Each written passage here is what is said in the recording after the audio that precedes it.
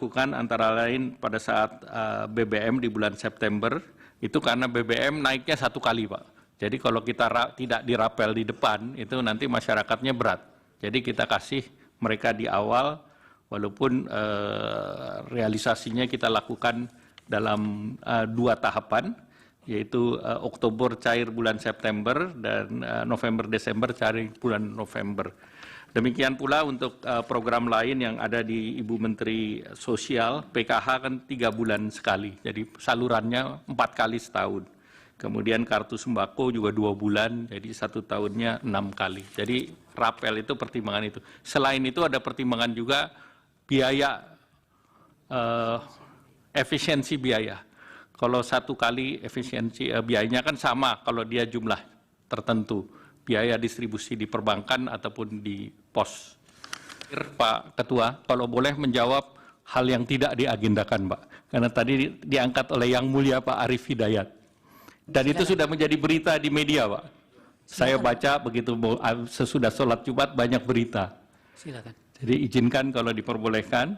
Pertama saya hadir ini undangan untuk perhitungan perselisihan hasil pemilu presiden.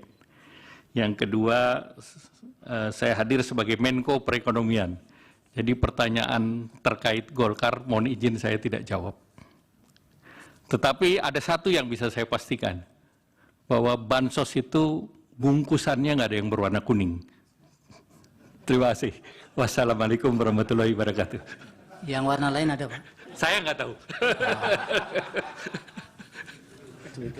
Silakan.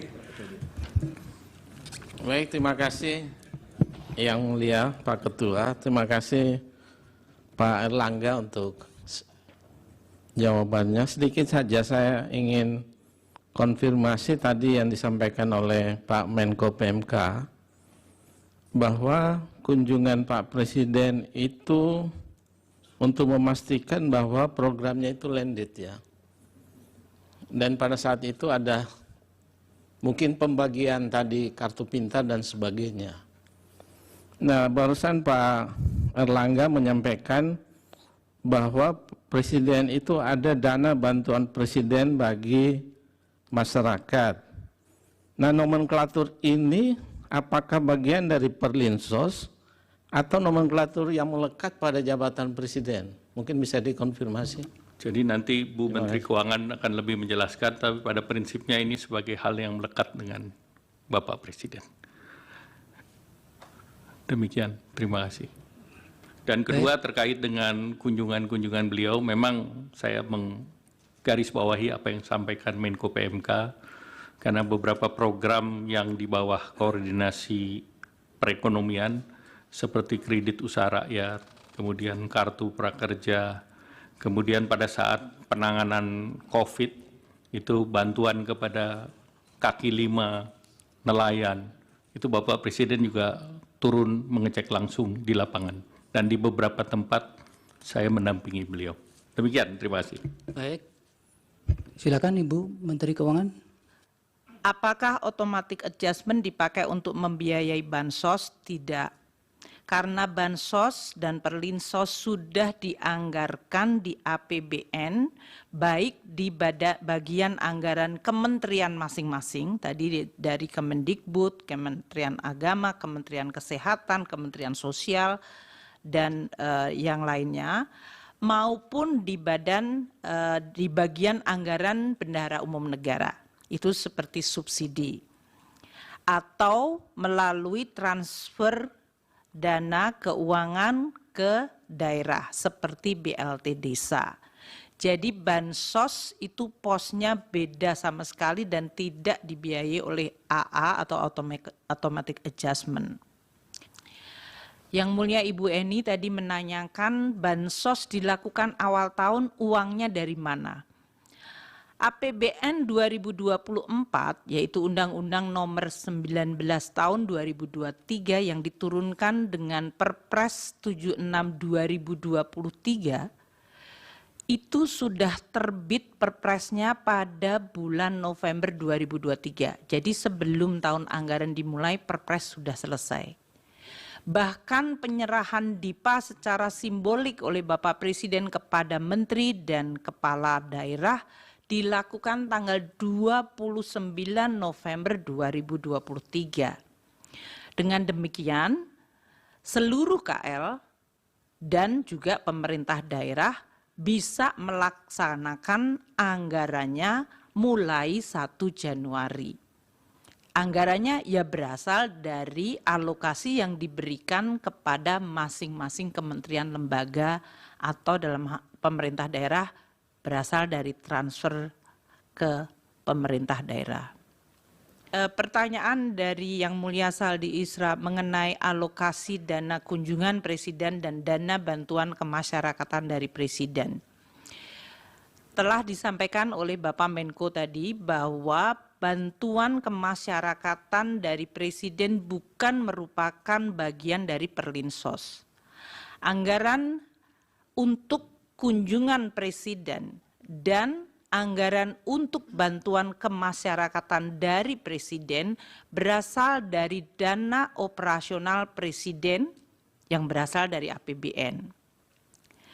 Dana operasional Presiden diatur oleh Peraturan Menteri Keuangan 48/2008 yang diubah dengan Peraturan Menteri Keuangan 106 tahun 2008. Sementara dana kemasyarakatan Presiden diatur dalam Peraturan Menteri Sesnek nomor 2 tahun 2020. Kegiatan yang bisa dicakup di dalam dana kemasyarakatan oleh Presiden dan Wakil Presiden dalam hal ini adalah kegiatan keagamaan, pendidikan, sosial, ekonomi, kebudayaan, kepemudaan, pemberdayaan perempuan, keolahragaan, dan kegiatan lain atas perintah Presiden atau Wakil Presiden. Dan bantuan ini bisa diberikan dalam bentuk barang maupun uang.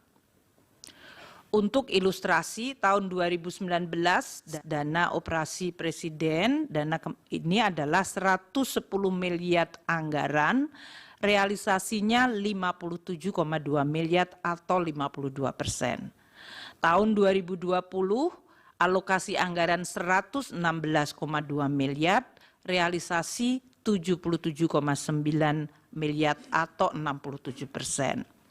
Tahun 2021, 119,7 miliar, realisasinya 102,4 atau 86%. Tahun 2022, alokasi anggaran 160,9 miliar, realisasi 138,3 miliar atau 86%. Tahun 2023, alokasi anggaran 156,5 miliar, realisasinya 127,8 atau 82%. Dan tahun 2024 ini alokasi anggaran untuk dana operasi Presiden dan bantuan kemasyarakatan 138,3 miliar. Sampai dengan bulan ini, bulan Maret, April ya, adalah 18,7 miliar atau baru 14%. Yang Mulia Bapak Arsul Sani menanyakan kenapa Perlinsos sesudah COVID anggarannya masih tetap tinggi. Tadi sudah dijawab, kami akan ulangi dengan lebih detail. Kenaikan dari anggaran Perlinsos periode 2022 hingga 2024 terutama akibat kenaikan dari harga minyak bumi, perubahan kurs, dan volume dari subsidi. Jadi bagian dari anggaran Perlinsos yang paling besar naiknya atau yang mengalami perubahan sangat besar adalah pada bagian subsidi, terutama subsidi energi. Namun subsidi pupuk juga tahun 2024 ini meningkat cukup besar. Sehingga anggaran subsidi naik dari 211,8 triliun tahun 2021 naik menjadi 291 triliun tahun 2022, tahun 2023 naik lagi menjadi 332,5 triliun dan tahun 2024 ini dianggarkan 340,7 triliun, naik karena terutama subsidi. Sementara anggaran Perlinsos dari kementerian lembaga yang lain serta dari Kemensos relatif tidak berubah. Perubahannya seperti yang tadi telah saya sampaikan pada pidato pembuka, yaitu untuk Kemendikbud karena ada unit cost pada pendidikan menengah, dan kemudian di Kemensos karena menambah untuk aktivitas lansia dan disabel. Untuk ilustrasi, harga minyak tahun 2021 $68, 2022 melonjak ke 94,5, tahun 2023 dan 2024 ini menggunakan asumsi dan sekitar $82. Untuk nilai tukar tahun 2021 14.312, 2022 naik ke 14.871, 2023 15.255 dan tahun 2024 menggunakan APBN asumsi 15.000. Volume solar juga meningkat sangat cukup tinggi, tahun 2020 14,3 juta liter, tahun 2021 naik ke 15,8 juta liter, 2022 di 15,1 juta, tahun 2023 melonjak ke 17 juta, dan di 2024 dialokasikan 19 juta liter. Ini yang menggambarkan bahwa Perlinsos di tahun 22 hingga 24 meskipun pandemi telah selesai tetap tinggi karena subsidi yang merupakan bagian dari perlindungan sosial mengalami kenaikan terutama untuk subsidi energi, dan yang tahun 2024 subsidi pupuk juga mengalami kenaikan. Dari Prof. Arief masih satu. Bu Mensos, mohon maaf saya lagi. Sebelum Ibu jadi Menteri Sosial, apakah sudah ada program bantuan pangan beras? Ada, Bapak. Waktu itu yang menyalurkan siapa? Dulu Kementerian Sosial, Bapak. Oke, terus habis setelah Ibu jadi Menteri digeser ke Kepala Badan Pangan Nasional. Bapak. Mungkin Gimana? saya perlu jelaskan. Ya, itu perlu dijelaskan supaya clear. Jadi begini, Pak. Waktu itu sebetulnya diberikan kepada Kemensos. Tapi saat itu karena ada temuan BPK, nanti kami bisa sebutkan, yang tahun 2020 ada temuan BPK bahwa ada dispute harga karena kita menggunakan harga CBP. Kemensos menggunakan harga CBP. Tapi kemudian saya tidak tahu di lapangannya. Saya menerima temuan. Akhirnya saya sampaikan, kenapa BPK nanyakan, kenapa milih harga CBP, kenapa bukan HET? Itu yang saya tawar saat itu. Kenapa kalau saya menggunakan HET atau harga pasar, saya mau dan tidak ada biaya bungkus. Kemudian ternyata nggak bisa, harus menggunakan dana CBP. Akhirnya kami pun tidak mau karena saya juga khawatir ada temuan kalau menggunakan dana menggunakan harga CBP, saya sampaikan begitu. Oke, jadi karena ada persoalan, kemudian Ibu sendiri yang menyatakan keberatan, terus betul. Kemudian oleh Bapak Presiden digeser ke penanganannya Kepala Badan. Saya tidak tahu, mohon maaf, saya tidak tahu kemananya. Mungkin Ibu Menteri Keuangan tahu atau Pak Menko Ekwin? Yang mulia Bapak Arief, waktu bantuan sosial dalam bentuk beras itu dieksekusi dulu, ada juga keluhan mengenai kualitas beras. Karena itu biasanya yang menjadi masalah teknis, beras yang sudah lama ada di Bulog disampaikan dan kualitasnya sudah tidak bagus, sehingga menimbulkan persoalan reputasi bagi pemerintah. Pada saat peralihan menjadi bantuan dalam bentuk cash itu dilakukan untuk PKH dan kemudian bantuan pangan sembako, tapi dalam hal ini diberikan tetap tanpa dalam bentuk beras atau in kind. Tapi cash kemudian untuk menciptakan perputaran ekonomi di masing-masing daerah. Sedangkan yang Bapanas itu dibentuk tahun 2022 merupakan turunan dari Undang-Undang Nomor 12 mengenai pangan, ketahanan pangan. Itu tujuannya memang cukup luas. Kalau tadi saya sampaikan di dalam presentasinya, termasuk di dalamnya adalah stabilisasi dari harga pangan, namun tidak hanya dari sisi harga, tapi juga pengadaan dan juga jumlah stok, distribusi, dan bahkan antar daerah.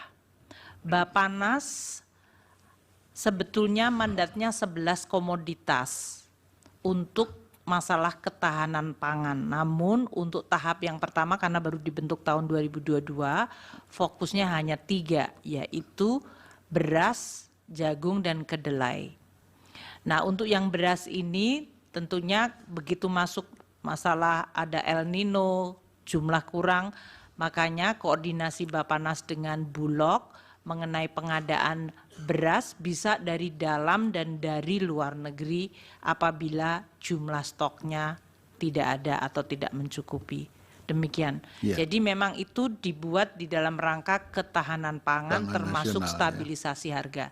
Salah satu aktivitasnya memang bisa memberikan bantuan pangan kepada kelompok tidak mampu. Itu sebagai salah satu aktivitas, tapi fokusnya sebetulnya adalah untuk stabilisasi harga dan untuk ketahanan pangan. Oke, terima kasih Ibu Menteri Keuangan, Ibu Menteri Sosial. Terima kasih.